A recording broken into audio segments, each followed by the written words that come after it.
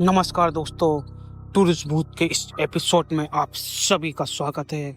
आज की कहानी मेरी जुबानी। तो चलिए स्टार्ट करते हैं आज की कहानी डर के साथ।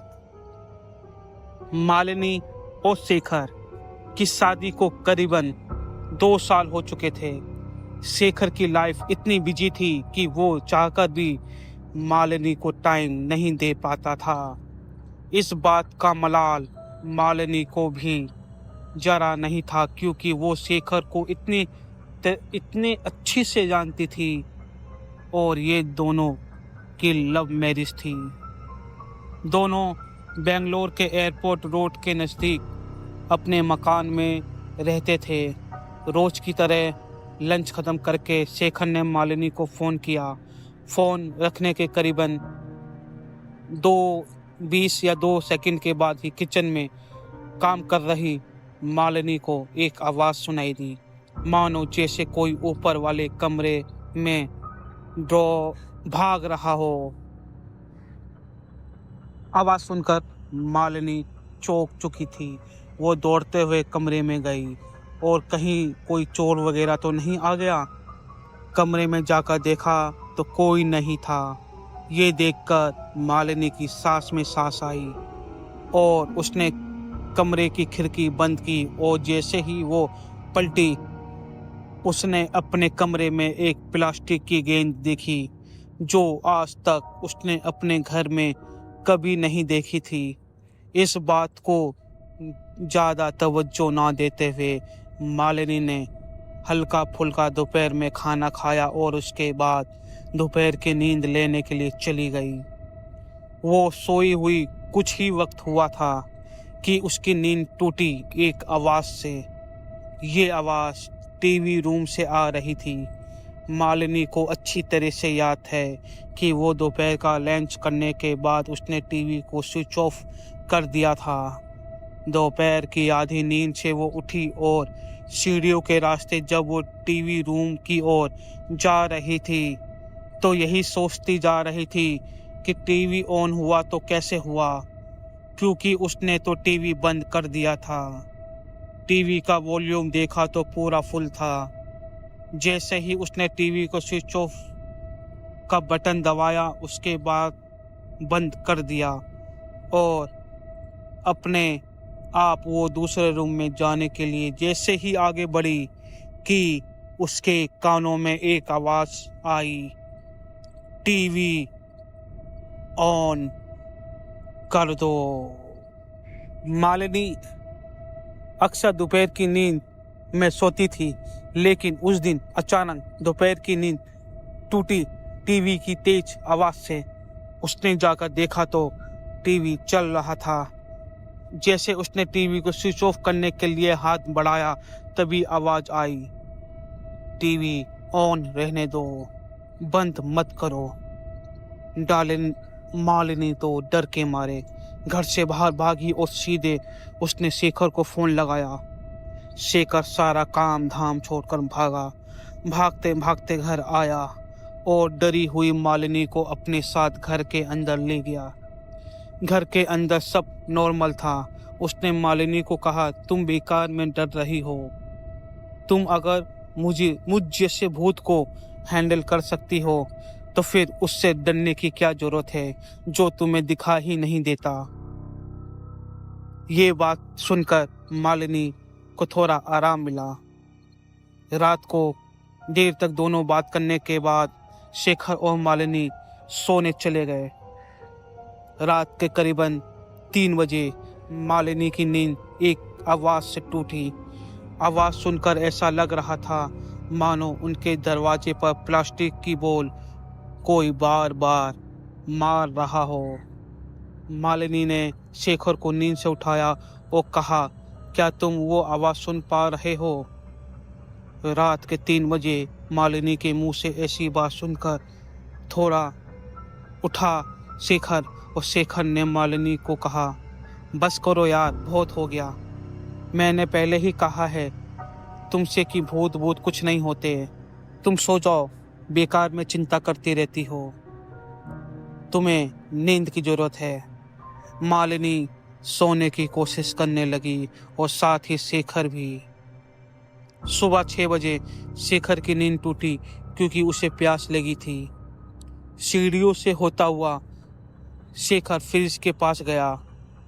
फ्रिज से पानी की बोतल निकालकर वो पानी पी ही रहा था। इस बार शेखर ने एक आवाज़ सुनी। फ्रिज की लाइट की रोशनी में उसने देखा कि प्लास्टिक की एक बोल उसके पाँव के पास पड़ी थी, यानी कि उसकी पैरों के पास। शेखर ने वो बोल उठाई और दाएं बाएं देखा कि तभी उसके कानों में एक आवाज़ आई। सुबह 6 बजे करीबन फ्रिज खोलकर शेखर पानी पी ही रहा था कि एक आवाज़ आई। शेखर के पाँव के पास पड़ी थी एक प्लास्टिक की गेंद। शेखर ने जैसे ही वो बॉल उठाई, उसके कानों में एक आवाज़ आई।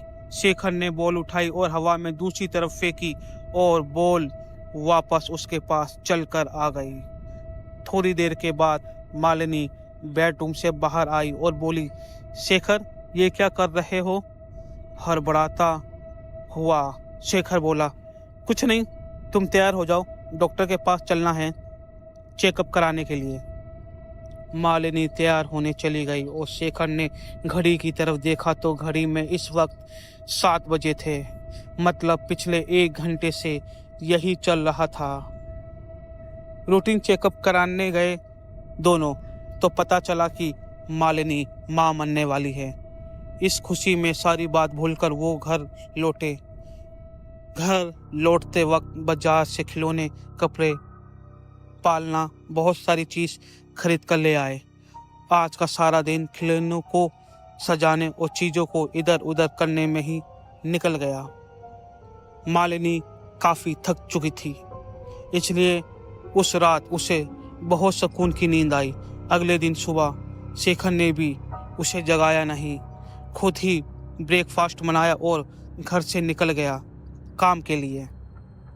मालिनी तकरीबन 9 बजे सुबह सोकर उठी ब्रेकफास्ट करने के लिए। मालिनी नीचे गई और ब्रेकफास्ट करके जैसे ही वो प्लेट रखने गई थी किचन की तरफ, एक आवाज़ मालिनी ने उस खिलौने को उठाया और उसकी चाबी बंद कर दी। खिलौनों को किनारा रखकर मालिनी ने ऊपर वाले कमरे में जाने के लिए जैसे ही पहली सीढ़ी पर कदम रखा, ऊपर से एक बॉल गिरते हुए नीचे आया।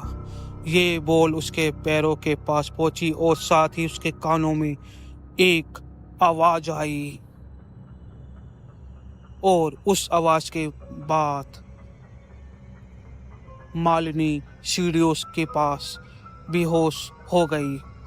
उसकी लाख कोशिशों के बाद भी जब मालिनी होश में नहीं आया तो शेखर ने उसे उठाया और कमरे के अंदर चला गया। शेखर उसे जगाने की कोशिश कर ही रहा था कि अचानक शेखर की हालत खिलखिलानी बिल्ली खंबे जैसी हो गई थी। ना ही गुस्सा कर पा रहा था और ना ही चिल्ला पा रहा था और ना ही अपने गुस्से को रोक पा रहा था। उसने गेंद उठाई और सीधे खिड़की से बाहर फेंक दी। गेंद बाहर फेंकते ही मालिनी को धीरे धीरे होश आने लगा। होश में आ चुकी मालिनी के लिए पानी लेने शिखर नीचे गया। पानी लेकर शिखर ऊपर जा ही रहा था कि पलटकर जोर से चीखा, नहीं खेल सकता, नहीं खेल सकता, नहीं खेल सकता, तुम्हारे साथ में नहीं खेल सकता। तुम मेरे साथ बचपन से कहते हो और बचपन से ही मुझे परेशान कर रहे हो, क्यों मेरा पीछा नहीं छोड़ते?